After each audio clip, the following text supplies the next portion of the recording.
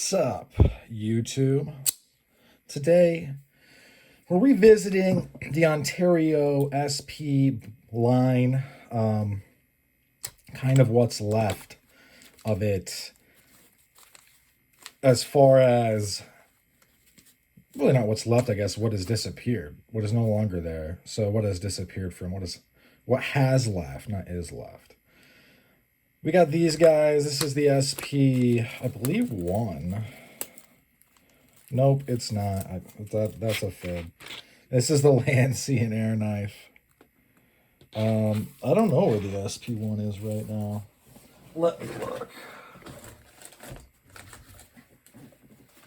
Oh, found it, I think. So the Land, Sea, and Air and the SP6, I believe it is, and the, yeah, this is the SP1. And the SB6,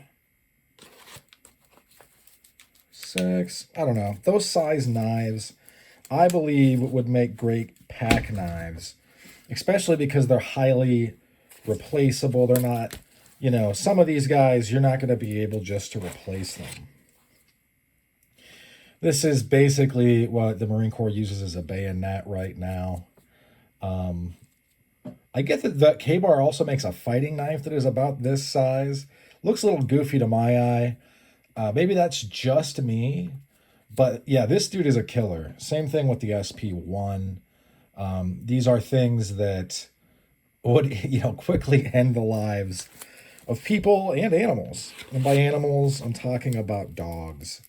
Because I get, they're kind of not utilized like they should be in this country, as in America where I live.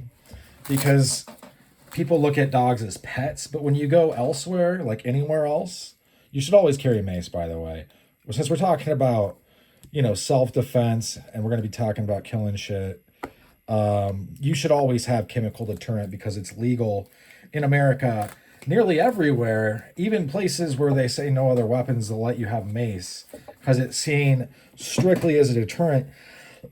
And I think, honestly, it is, really. There's going to be places you can use saps. This is a little baby sap, tiny guy. These are going to be highly illegal in other places. You're going to have to know your laws and also what you can get away with legally. Busting somebody's skull and then they die and you're on the hook for murder because you're not even supposed to use this thing, even if it was a defensive action, is not going to be good. The judge is not going to like that. You've got this guy. This is a titanium embassy pen from Meritech. This is the one version back, one generation back. I have in my pocket the latest and greatest. It has the golf dimples. What a great piece of gear. If I could recommend anything, it would be that you Loctite this on, because then if you hand it to a security guard or something, and it does get through security, by the way, they don't stop it. It's a pin. But I don't want people to be unthreading this, possibly rethreading it back on, screwing it up. This is a $6 insert that, by the way, I've been trying to run this one out. I mean, I've stopped using all my other fountain pens. I only write with this. It's not, I'm going to have to stop. I'm going to have to, because I just, it's never running out. I don't know what else to say. But okay, so back to these knives. You're going to have to also know your laws, etc. Where I live, you can carry basically anything on your belt that you can reasonably justify. And it's legal to say self-defense. So there's famously in PA, somebody was like, they had a samurai sword. They're like, what are you doing with this? And he was like, I just bought it. And they were like, well, no, you didn't. And then he went to court and he was like, I just bought it. I was carrying it home. Didn't present a receipt. That's a lie. You just lied now to a judge. Bam, you're in jail. So that's how that works. This is a small, a little type of thing. It is, a Smatchet. This is a small Smatchet. This thing would be devastating because of the wound shape that this profile would leave behind. Also has a metal back, hard plastic there, a nice leather sheath that is part metal, part leather, part nylon. This is when I'm actually carrying in a, not just like rotating out stuff, right? Because right now I have this on me because I'm rotating it out in and out. I'm gonna carry this for a while. I'm gonna take it out in the woods and chop things. Not even batoning. I'm just gonna run around chopping things, and we're gonna see how it goes. And I'm gonna bring my hatchet, and then I'm gonna have one in one hand and one in the other, and I'm just gonna chop on things. But when I'm not doing goofy stuff like that, this is what I have on me because it is just a killer. We're gonna use that word a lot because I'm a former Marine and I feel like it. Um, this guy, yes, this is the double edge, the Gen 2 SP54 from Ontario. This is 5160 blade steel, meaning this is spring braid steel, basically, that you would find in like the spring leaf suspension of a big truck. This is going to be great for fighting. You know why? I'll tell you why, because some of you are just totally clueless, and that's fine. That's fine. Not everybody has the background that I have that is almost nearly useless in the civilian world. Could I go maybe fight for the Wagner Group? Yeah, sure, I guess I could. Do I want to do that? Fuck no. Why would I want to do that? Wagner Group is like the Russian version of Blackwater. But in this, if you're going to use it in like an Eskrima or a Kali type of way, it's not going to be a lot of this, although it would probably start out that way.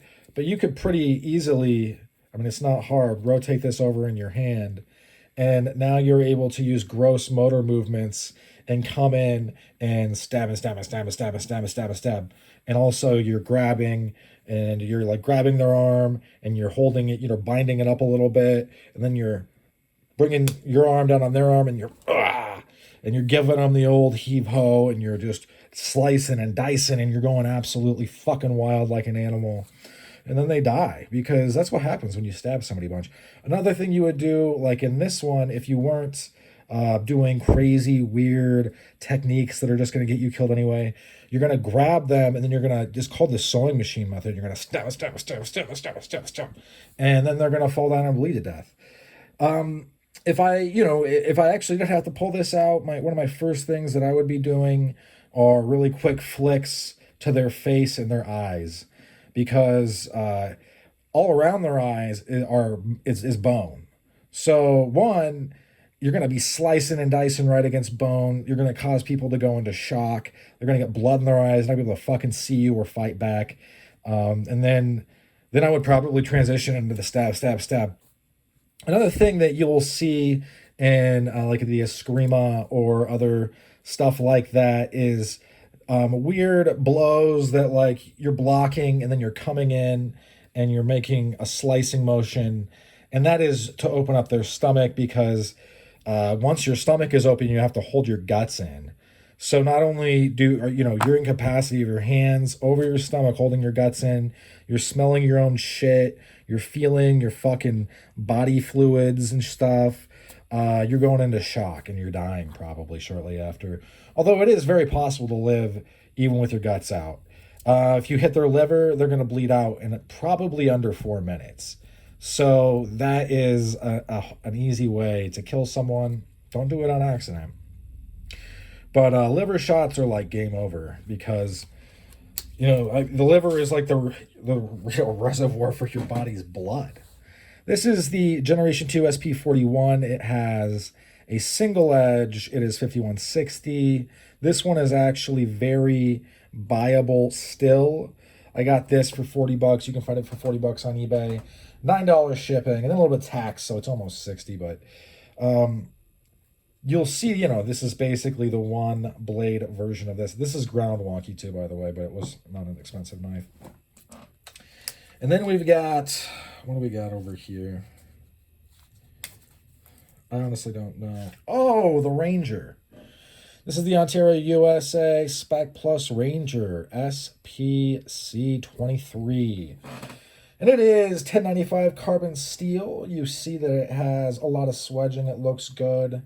It doesn't have this coating, so it's picked up a little bit of a patina because, this is rough and tough stuff. It's carbon steel. It's also very, very, very sharp. All of these things are very sharp. I strap them up. Why would you have a dull knife? Dull knives are, you're 3 times more likely to hurt yourself with a dull knife than a sharp one, by the way, because it takes more effort to do what you're doing, and then you end up like kind of skipping into your hand or doing something silly. This is also a great addition. I also carry this one if I'm not carrying that other one, the leaf shape one, the small smatch it. I'm carrying this one. It's badass. This thing is a killer for sure. Um, how much of a blade is on that? Hang on. I actually want to know. Where did I put my? Oh, there. All right, here we got it. Where did we put my measuring device? So you're looking at about 4.5, 4.5, 4.75 of cutting edge, 5 total. You're gonna want to be real sure about the laws, obviously, but the cutting length for stuff, the cops are literally gonna put this flat, and then to measure it, they're gonna roll it, right? So all of the edge will be counted. If you're in an area that allows dirks or daggers, and I am, I can carry whatever I want in my belt. They're gonna do it like this. If there's a length restriction, they're gonna go like this, and then they're gonna continue to, they are absolutely going to try to fuck you. So, be smart. But this is kind of actually, it's a pretty small knife for a fighting knife. These two are very compact. That's why I like them, to be honest. Besides, like obviously they uh, accessible. This one you can still buy. I honestly might go buy another one of it, just because this is a very good knife. So, what is making these knives so formidable? And they're killers. It's funny. Like modern comedians will say stuff like, if somebody kills in the club, they'll be like, "Oh, he murders." Americans try so hard to be fucking badass. They do everything but actually join the military. It just fucking kills me. Anyway, we're gonna keep going. So you're gonna see that they have metal backings. That's good. So I don't, in the heat of the moment, I just got done slicing and dicing somebody. I'm putting this back. It's hanging on my leg, and for some reason the angle is too steep. I'm not running it through this into my thigh, right? And then I'm fucked. And this thing's covered in guts, so I've just, if that guy has any diseases, now I have them. You don't want that. But so it is their carrying system is the first thing that makes it badass. It's very resilient. It's well made. Box stitching right here. This is double reinforced top and bottom. It's well done. You can see that it's well done. Thick nylon. They have a securing. You're gonna have to secure it. It's not like the bigger ones that'll just sit in there. But also, the reason that these are so dangerous is there's a couple of things, but it all really centers on the handles, right? So these are rat tail tangs. I realize that everybody in the knife world, quote unquote, kind of shits on rat tail tangs. Well, you know who else got their shit all over rat tail tangs? That was the Japanese in the Pacific Theater when a bunch of Marines were using it to literally gut them. So the rat tail tang works. It is time tested and proven. The thing that kind of sucked in the Pacific Theater was that they didn't come. They were just leather. They didn't come treated for the elements basically. So they would soak in a bunch of moisture, then mildew and rot off. So it should have become epoxy in my mind, but people would use spray paint and other things, try to treat them. But that was the main fallback. This doesn't have that or shortcoming. This has a hard rubber one, high impact, nice rubber. It's not just going to fall apart. There's a pin down here keeping the tang. You're not going to put this into somebody and then twist it out or something crazy. Also, so this is a nice handle. You're not going to jump over, right? This has a guard. Yeah, it's plastic, but these both have a guard. So when you're stabbing, and you're going to stab like this, or when you're thrusting, your hand's not going to skip over and onto the blade and put you in the hospital where you're going to have to explain how this all happened. These are also fairly inexpensive. I do like this one a little bit more because it's a dagger, but I'm going to keep my eyes open because I want doubles of both of these, duplicates, so to speak. I'm not really in the collecting. I'm not in the amassing part of my, you get the amassing, you get the acquisition, and the contraction of the selling.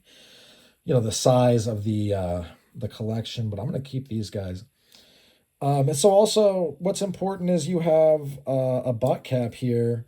And yeah, you could use it to strike, but I have no clue. I have no idea why you would do that. So everyone that says you're going to use the pommel of your knife to strike your opponent, that's like saying you're going to use your taint to have sex with someone.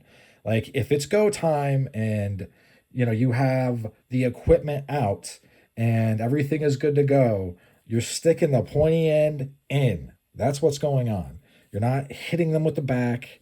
You're not, taking this over and thumping them on the head. You're not doing something silly. If you pull out an Eskrima stick or a Eskrima stick, a Kubotan, you're going to either thrust it in or you're going to use it like this and you're going to bring it down on their head and put a hole in their head, this is what that would happen. That's what would happen with this. So it's not just the blade, it's the handles and it's the sheath. It's the whole thing that comes together to be dangerous. And this is going to be in way more locales. You'll be able to carry it. This is not hard to carry at all because it's so small. It has a nice sheath. It doesn't even run to the end of that. So you're not going to be putting it through, and that's thick. You're not going to be sliding this in a weird way and messing yourself up. And knife fighting is, there is something to be said for the old adage. You don't train for knife fight. Well, you do. You should. But it's the idea that, it's not rocket science. You stick the pointy end into the other guy. That, it is what it is. You're not going to be doing goofy things. So that's why so much of this is handle, sheath, if it's a pocket knife, would blade geometry be a thing you'd be concerned about? Yeah, sure. These guys, you're not going to be so much I don't know what is going on. You're not going to be so much worried about that because these guys are made to like stab and stab and stab and stab and stab. It's kind of like they told us in the Marine Corps, don't stop shooting until you see brains or spinal fluid. You shouldn't stop stabbing until you're really sure they're not around anymore. But anyway, this was a very macabre going over of these things, but I wanted to go over the smaller ones and just talk a little bit, not just about like, oh, hey, look, this is a dagger, or like, oh, hey, look, this isn't a dagger because it has one edge. Like, why is this an effective instrument for killing someone? I get that maybe like not everybody's going to want to talk about that or hear about it or see it that way. Yeah, I don't live in a gated community. I just don't, and there are people in the world that are not my friend who don't like me a great deal. And everybody else is apathetic, basically. So, I mean, what's the police response time in your town? Order a fucking pizza and find out. That's how long it's going to take because that's how busy it is. But in any event, thanks for sticking with me to the end. That's all she wrote for this one. Hope you folks have a great rest of your day. Bye now.